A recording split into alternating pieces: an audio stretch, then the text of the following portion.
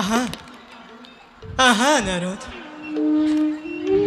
আজি দেখোন তুমি আহিয়ে আমাৰ দুখকেহে চৰছিলা। নাৰায়ণ নাৰায়ণ, যি দেখা গৈছে তাকেহে কোৱা হৈছে। দুখ হ'লে ক্ষমাজনে নিশ্চয় ক্ষমা কৰিব। পিছে প্ৰভু, যি কৰা হ'ল সেয়া জানো উচিত হ'ল? ইয়াত উচিত অনুচিতৰ কোনো প্ৰশ্ন নাই। নাৰায়ণ, যি যিহকে বিচাৰে আমি তাকেহে দিব পাৰোঁ। নাৰায়ণ নাৰায়ণ, মহাসমুদ্ৰ মন্থনত অসুৰে যে অমিত বিচৰা নাছিল বুলি আপুনি কেনেকৈ জানিলে প্ৰভু? যদি অমিতেই বিচাৰিছিল আমাৰ নাৰী ৰূপ দেখি মোহ গ'ল কিয়? নাৰায়ণ নাৰায়ণ, ঈশ্বৰে যদি নাৰী ৰূপত বুজায় অসুৰ নাযাব কিয়? তাৰ অৰ্থ অতি পৰিষ্কাৰ প্ৰভু। অসুৰক মুহিবলৈ নাৰী ৰূপ ধৰাৰ পৰিৱৰ্তে আপুনি অন্য ৰূপ ল'ব পাৰিলেহেঁতেন। আচলতে প্ৰভু আপোনাৰ নিজৰে নাৰী প্ৰতি এটা দুৰ্বলতা আছে যেন পাওঁ। আচলতে কথা সেইটো নহয় নাৰায়ণ, নাৰায়ণ, আমাৰ উদ্দেশ্য বেলেগ। আমি সংঘৰ্ষ শেষ হোৱাটো নিবিচাৰোঁ। নাৰায়ণ নাৰায়ণ, সংঘৰ্ষৰ মাজেৰে একে নতুন সৃষ্টি হোৱাটোহে আমি বাঞ্ছা কৰোঁ। নাৰায়ণ নাৰায়ণ, দেৱতা আৰু অসুৰ উভয়ে অমিত পান কৰা হ'লে সংঘৰ্ষ শেষ হৈ গ'ল। নাৰায়ণ, এতিয়া অনন্ত কাললৈ সংঘৰ্ষ থাকিব আৰু আমিও অনন্ত কাললৈ সৃষ্টি কৰি থাকিব পাৰিম। নহ'লে যে ঈশ্বৰৰ ঈশ্বৰত্ব ৰক্ষা নপৰে।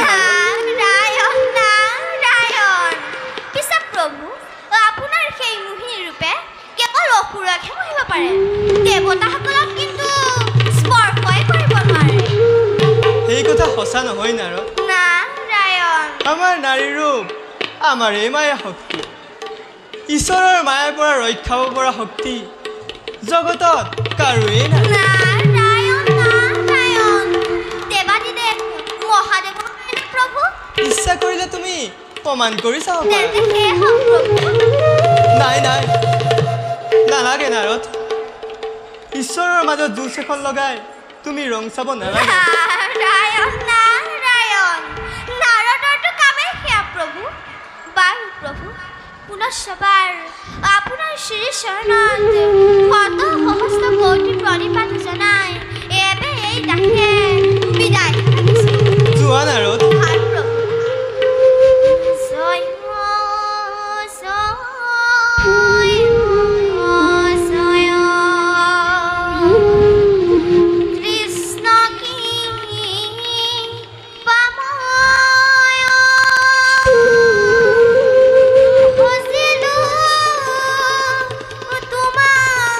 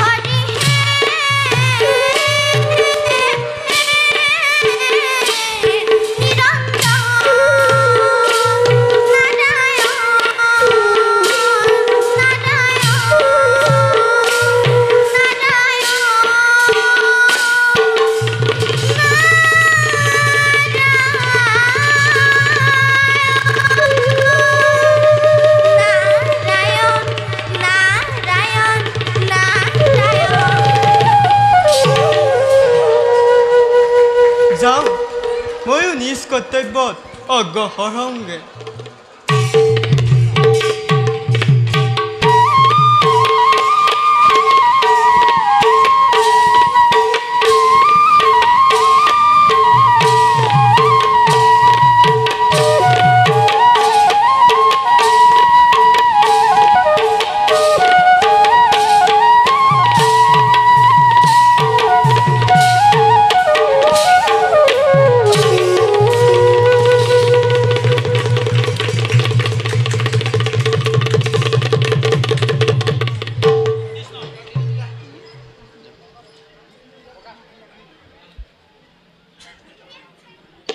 কৃষ্ণ হরি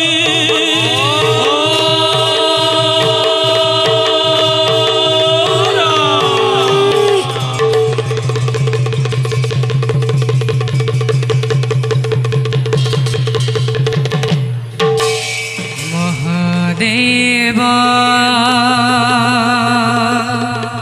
মহাত্মনা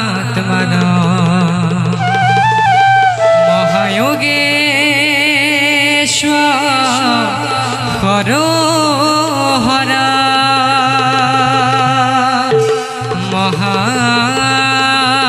মহাপাপা হরা দেব মকরায় নমো নমঃ মকরায় নমো নমঃ মকরায় নমো নমঃ মকরায়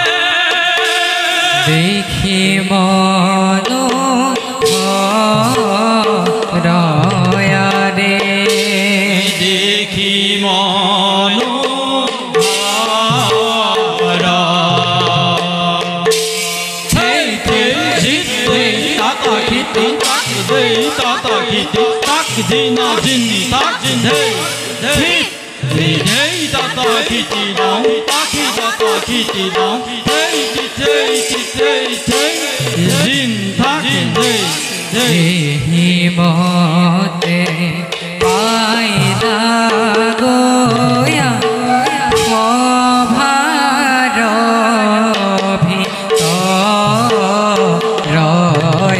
রে মতে পাইলা গোয়া ভার ভিতর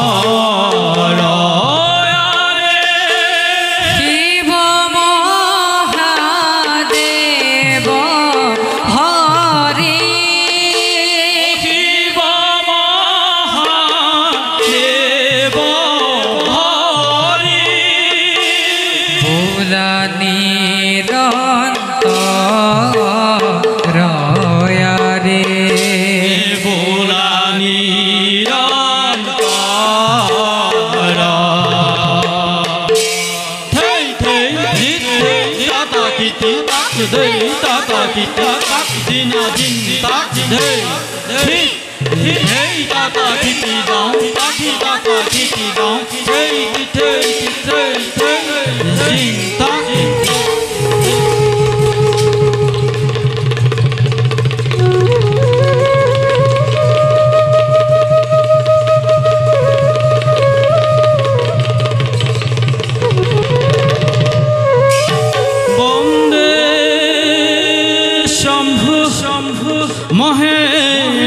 Maheshwara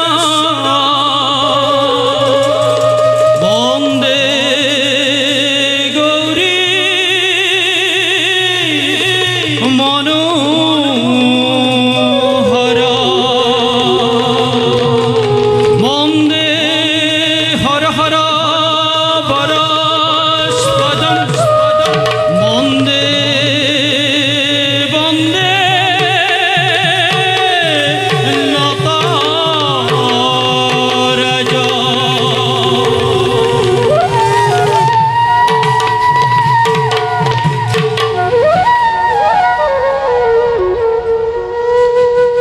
জগতৰ ঈশ্বৰ হৈ সৰ্বকালেই দৰিদ্ৰ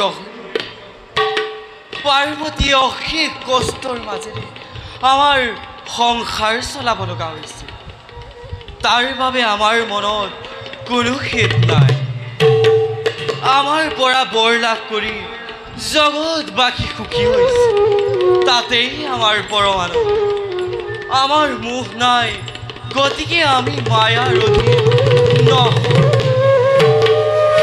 নাৰায়ণ মুখ নাথাকিলেও মায়াৰ অধীন নহয় বুলি কেনেকৈ জানিলে প্ৰভু নাৰদ আহা আহা আমাক জানো কেতিয়াবা মায়াৰ বন্ধনত পৰা দেখিছা নাৰায়ণ নাৰায়ণ আপুনি আজিলৈকে মায়াৰ সন্মুখীন হোৱা নাই তেনে স্থানত বন্ধনত আকৌ পৰিব কেনেকৈ তুমি কাৰ মায়াৰ কথা কৈছা নাৰদ প্ৰভু মই বিষ্ণুৰ মায়াৰ কথা কৈছো প্ৰভু যি নাৰায়ণ বিষ্ণুৱে মোহিনীৰ ৰূপ ধৰি অসুৰক অমিত খোৱাৰ পৰা বঞ্চিত কৰিলে সেয়েহে নাৰায়ণৰ মায়াময় মোহিনী ৰূপ আপুনি জানো দেখিছে প্ৰভু নাৰায়ণে মোহিনী ৰূপ ধৰিলে ভালকৈ বুজাই কোৱাচোন নাৰায়ণ নাৰায়ণ সমুদ্ৰ মন্থনত যেতিয়া অমিত উদ্ধাৰ হ'ল তেতিয়া অসুৰক মোহিবৰ বাবে নাৰায়ণে মোহিনী ৰূপ ধৰিলে আৰু সেই ৰূপত ভুল গৈ থাকোঁতে দেৱতাই